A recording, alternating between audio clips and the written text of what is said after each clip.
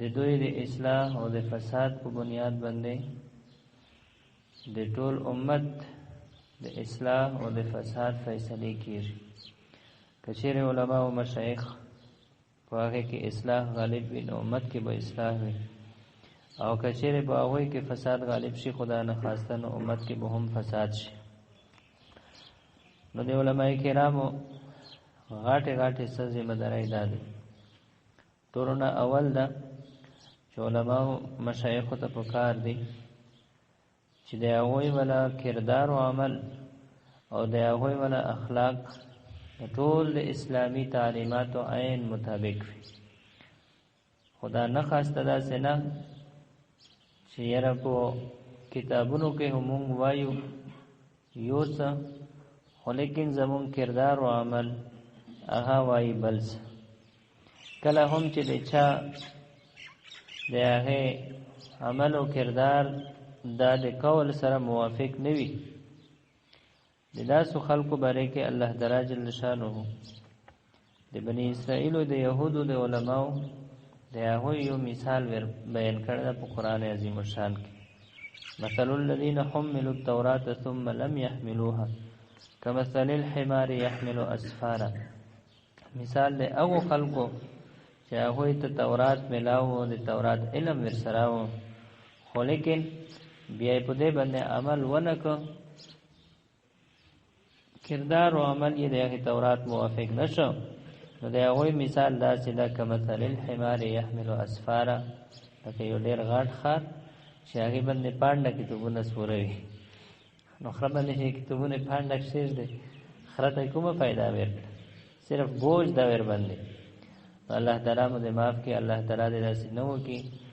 داسې حالاتونه د مشتو سي وسدي چې ډېر زیات کتابونه مشتو سي ویلي وي د مرزا په دماغ باندې هغه بوج خو وي خو لیکن عمل مو ور سره موافق نه وي. د داسې حالاتونه مو الله تعالی جل شانه وسدي.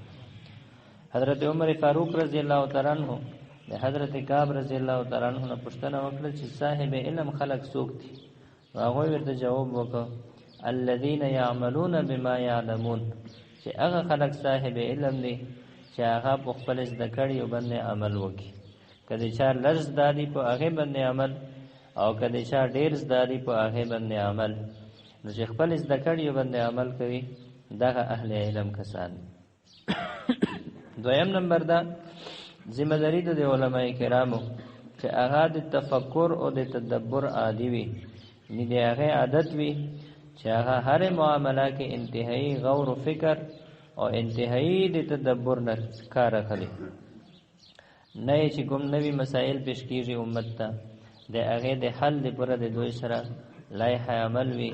د هغه لپاره د دوی سره یو مضبوط تحقیق وي، مدلل انداز کې د هغه جواب کول شي. دا د علماء کرامو ذمہ داری ده. او اسه هم د دې علاوه د الله تعالی جل شانه په کائنات کې په قدرتونو کې غور او فکر کول دا هم د علماء کرامو په چار د شه دا یو عادت وي. ځکه چې کما حقه د الله تعالی په قدرتونو باندې هغه څوک پیږي چې د الله تعالی د صفاتو نه خبر وي. علماء کرامو ته الله تعالی جل شانه دا قدرت ورکړي چې د الله تعالی جل شانه په صفاتو باندې خبردار وي. دریم نمبر دا چې خلق د خیر طرف تر بلی او د بد امورونه خلق منع کوي او د پورا دین په پورا دنیا کې د پلاوولو فکر کوي. امر بالمعروف هم کوي، نهی عن المنکر هم کوي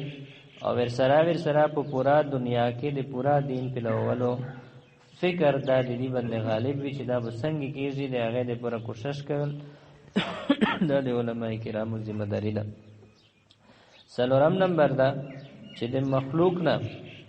او د خلقو نه هیڅ قسم ته طمع یا خوف نه لرل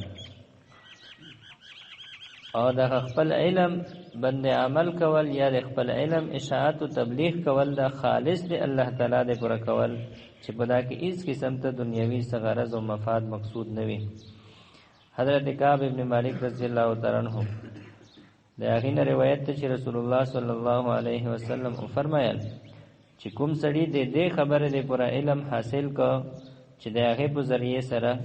د علماو سره مقابله وکي، یعنی مناظره او مباحثه وکي، یا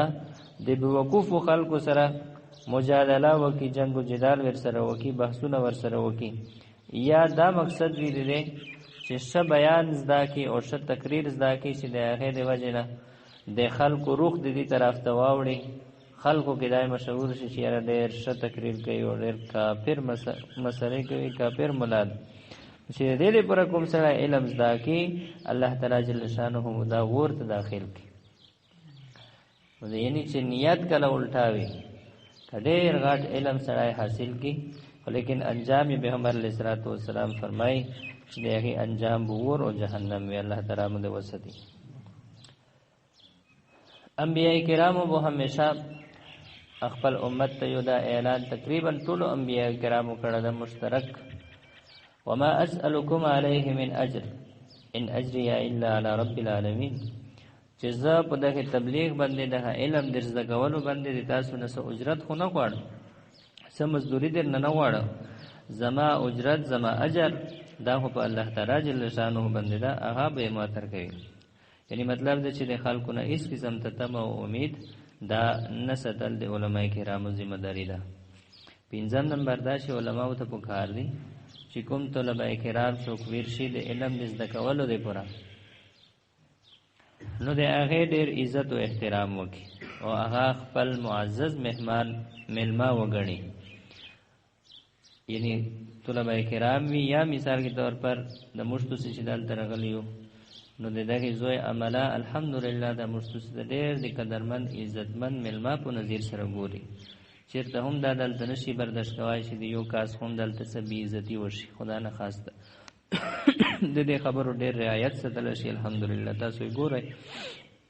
د دې وجه دادو حضرت ابو سعید خدری رضی الله تعالی عنہ روایت ده چې رسول الله صلی الله علیه وسلم فرمایل صحابه کرامو ته چې خلق کو د توسه تابعداري کوي او د اطراف زمین نه به تاسو طرف ته راځي د دین د حاصلولو لپاره لہذا چې کله هم تاسو ته داسې خلق راشي چې د دین د زده کړې پر راغلي وي تاسو ته نو بیا د ما طرف نه د هغه سره د ښه سلوک کولو وصیت قبول کړئ یعنی زه تاسو ته دا وصیت کوم چې به د هغه سره د خیر او د شګړې معامله وکړئ نو ګویا کې علما کرام ته پکار دي چې هغه د خپل شاګردانو او د خپل چې څوک د هغه متعلقین دي د هغه ډیر خیال وساتي او هغه ډیر قدرمن ملما مشمنوي وګڼي بل ذمہ داری دا ده چې علما کرام ته پکار دي چې هغه د نمایشي کارونو نه او د فخر او د ریاکارۍ نه او د خود نمایۍ د دې شیونو نه ځان وساتي دا شیونه د هر مسلمان د پر نازیبا او نامناسب دي حرام دي بلکې او حد رسه او خاص کر د علما کرامو د پر خدا بالکل تباہی او بربادی ده او چونکه د علما کرامو سره نور امت تړلوي نو وا بیماری چې عام مسلمان ته څومره نقصان ورکول شي د هغه سوچند نقصان دا علما کرامو ته ورکوي د دې وجنه د هر داسې امر نه ځان ستل علما کرامو ته اول پکار دي اوم نمبر دا چې په ملک قوم کې چې کومه برایي په لور شوی دي هر چاته الله تعالی جل شانو خپل علاقہ ور کړی وي خپل یو اثر رسوخ ور کړی نو په کوم علاقہ کې چې کومه برایي په لور شوی دي د هغه یو فهرست جوړ کی او پورا په منسوبه بندۍ سره د هغه د ختمولو د پورا ممکن وسایل تلاش کی هر سړی په دا باندې پیږي چې کلی قوم کې کومه برایي په لاو دي نو دا بیماری برایي دا فهرست ولی کی د هغه فهرست تیار کی چې دا غدي او بیا د هغه باندې د هغه د ختمولو او د مخ نیولو د هغه د پرس لایحه عمل تیار کی هغه ارس کېدل شي الله تعالی جل شانه الحمدلله علماء د فهرست ور کړی په حکمت سره د ارس کول شي خو چې سړی ورته نیت او اراده وکي او په کار د شي کومه برایي نه خلق منکو نو کچېره هغه خلق نه منی کیږي نو بیا د هغه سره په هغه تقریباتو کې نشری کېدل چې کومه کې هغه برایي دا لګیاوي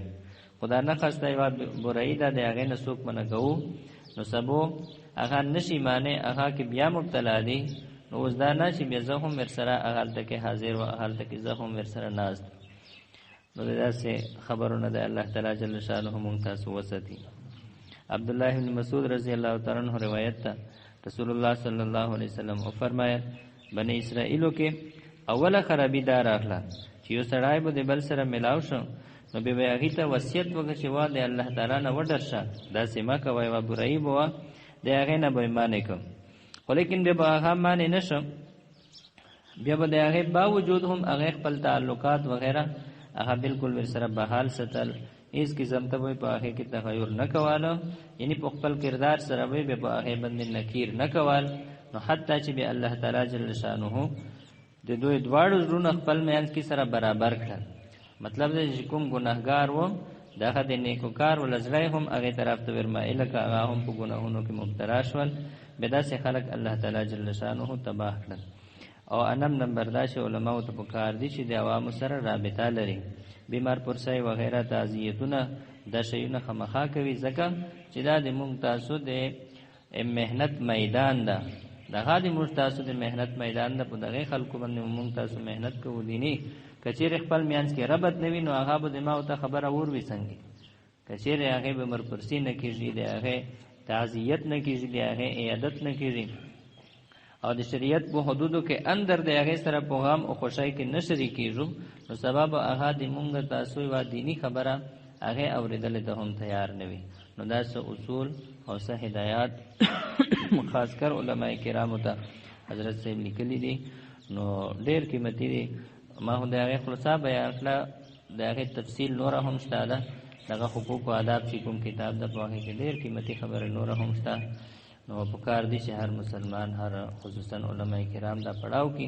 الله تعالی جل شانه دې مونږ تاسو ته عمل کولو توفیق نصیب کړي واخر دعوانا الحمدلله رب العالمین